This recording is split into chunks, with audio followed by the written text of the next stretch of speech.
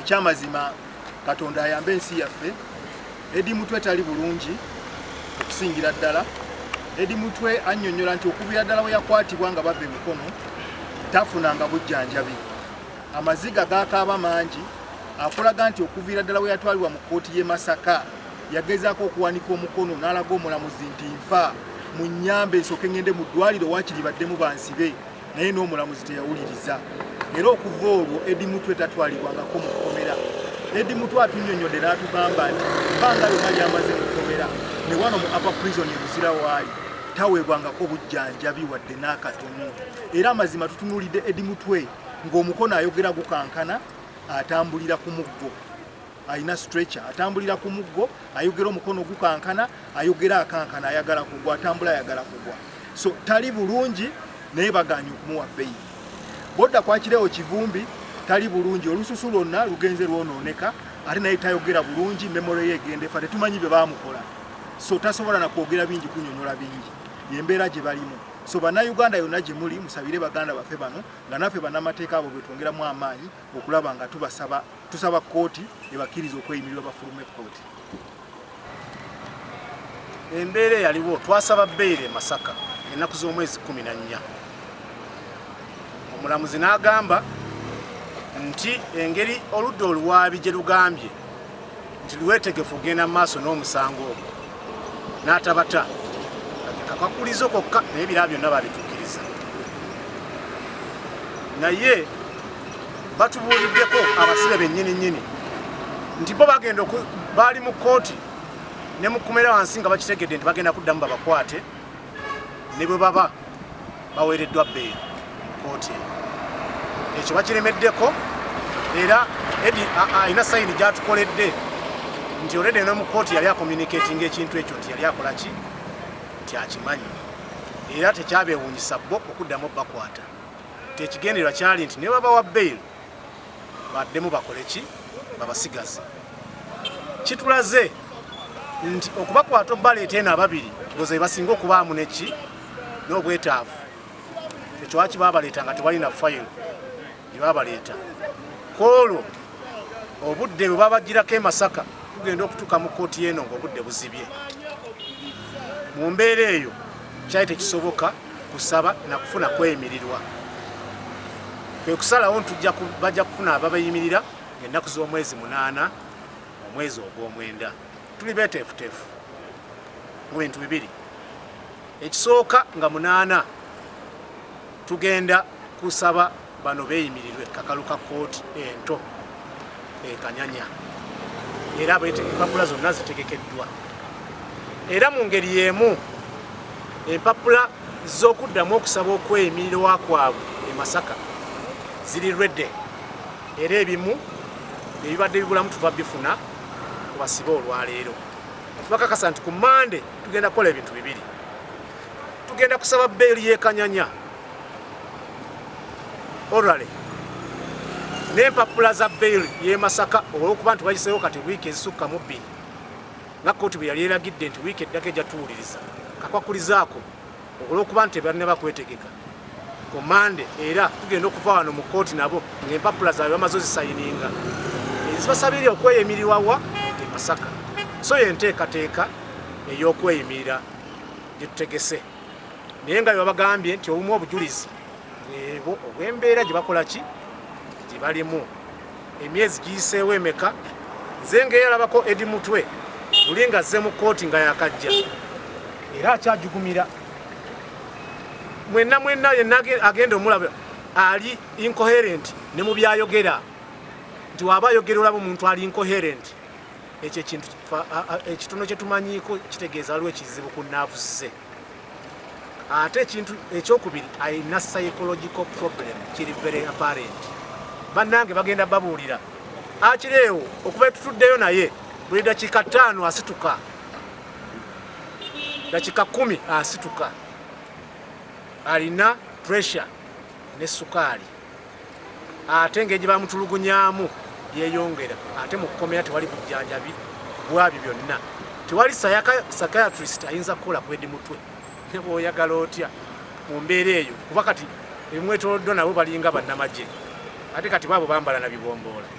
ng'ate ekizibu kye kisinga kiva ku byamutuusaako ne bisiddamu twabibabuulira. Achileo ye obulwadde bwe yabulina nga tanaana kuyingira kukomera bweyongedde bweyongezi. Kyekyo lwaki ebimu bye tugenda okuteeka mu bbeeyi y'embeera eyo tubasanzeemu lwakuba ekizibu era kye twafuna nti twandibadde tulina ripooti y'ekkomera naye ekkomera lyagaana kumuwa obujjanjabi nga bwe bababuulidde ali ku panado bali ku pain killers y'embeera eri ku basibe. Tuva wano tugenda Masaka tomorrow.